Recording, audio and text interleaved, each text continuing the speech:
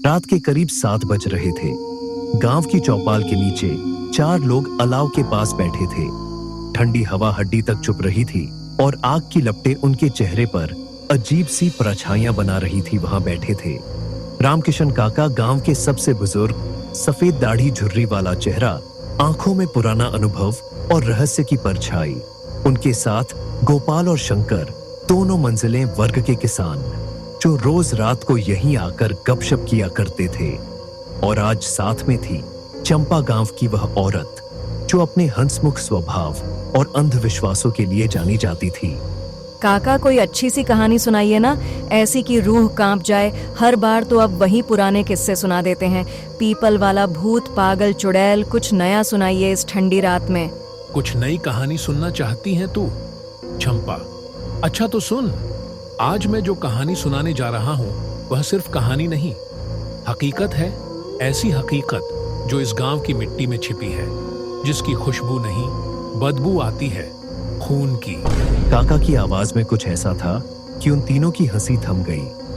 अलाव की लपटें अब जैसे कमजोर पड़ गई थी और रात कुछ ज्यादा ही शांत लगने लगी थी।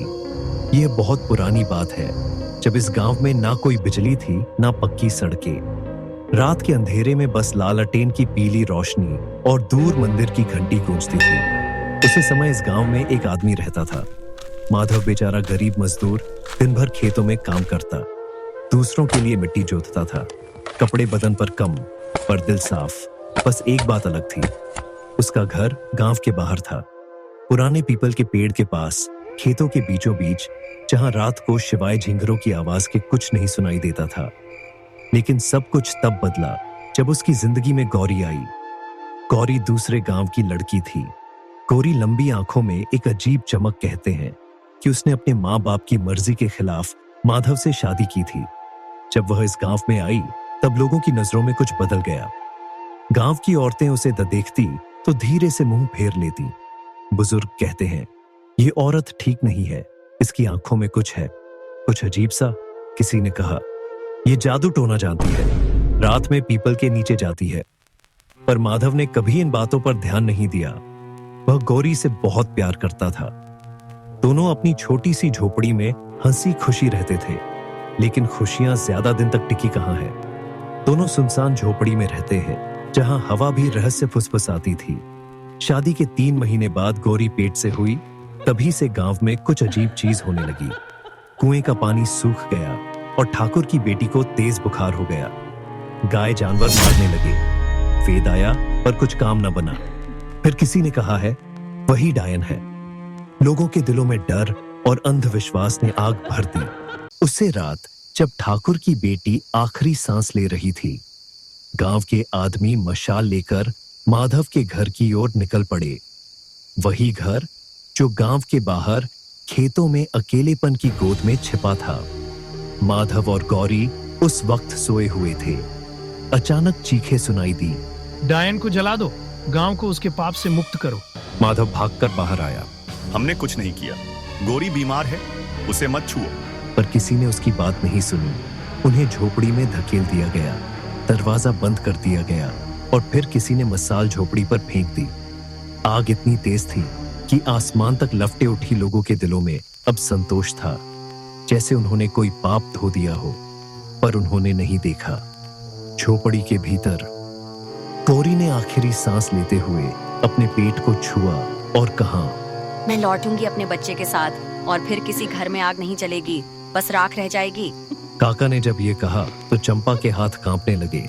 उसने डरते हुए पूछा, काका, फिर क्या हुआ उस जगह पर? आज भी वह जगह गांव के बाहर है, चंपा, पर अब वहां झोपड़ी नहीं, बस राख की मिट्टी है, जो हर सर्द रात को फिर से धुआं छोड़ती है। चौपाल पर सन्नाटा छा गया था।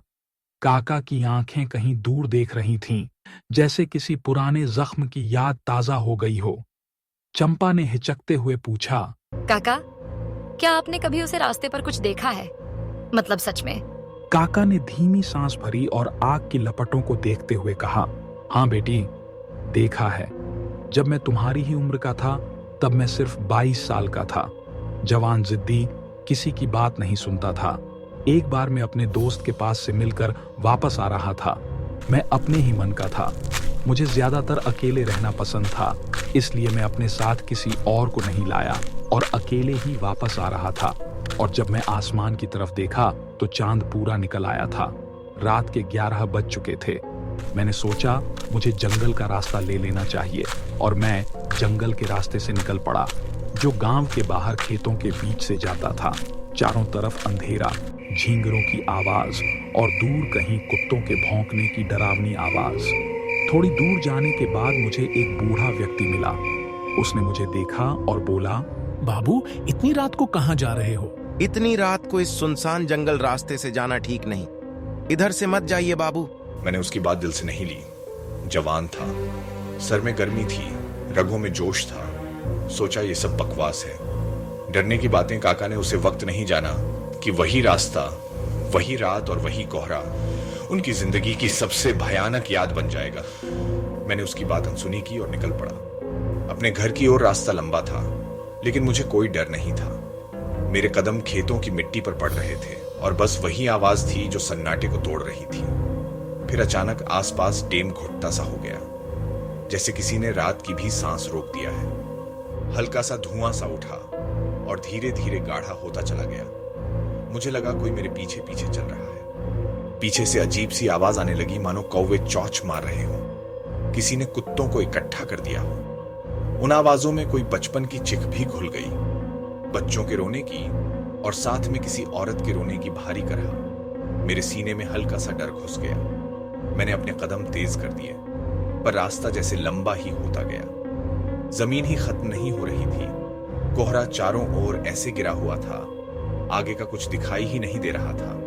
और तभी जंगल की ऊपरी शिखर से एक आवाज गूंजी।